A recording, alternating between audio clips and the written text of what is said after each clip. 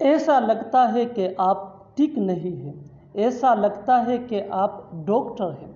ऐसा लगता है कि आप वहाँ नहीं गए थे। ऐसे जुमले हम अपनी डे टू डे लाइफ यानी रोज़मर्रा ज़िंदगी में ज़रूर बोलते या सुनते हैं। इन जुमलों में हम कह रहे हैं ऐसा लगता है, इसके लिए आपको यूज़ करना होगा इंग्लिश में देयर सीम्स टू बी। आइए कंप्लीट स्ट्रक्चर देखते हैं।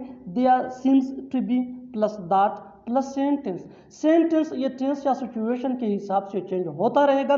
देयर सीम्स टू बी ये वही का वही रहेगा, विच मीन ऐसा लगता है। अच्छी तरह समझने के लिए कुछ मिसालें देखते हैं।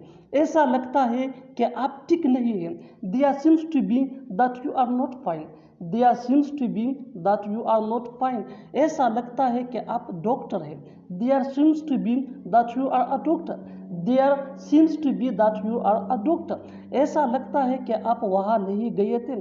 There seems to be that you did not go there. There seems to be that you did not go there. बिल्कुल हम स्ट्रक्चर को स्टेप बाय स्टेप फॉलो कर रहे हैं। आप भी इस स्ट्रक्चर की मदद से सीख सकते हैं, बना सकते हैं। ऐसे हज़ारों जुमले अंग्रेजी जुबान में आसानी say that can be really helpful for you. अच्छी तरह समझने के लिए एक और मिसाल देखते हैं। One more example for better understanding. ऐसा लगता है कि आप मसरूफ़ हैं।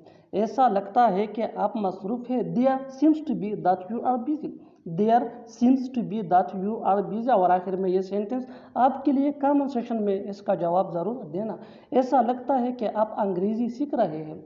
ऐसा लगता है कि आप अंग्रेज़ी सीख रहे हैं। Subscribe to English PS for more advance English sentence structure. Thanks money.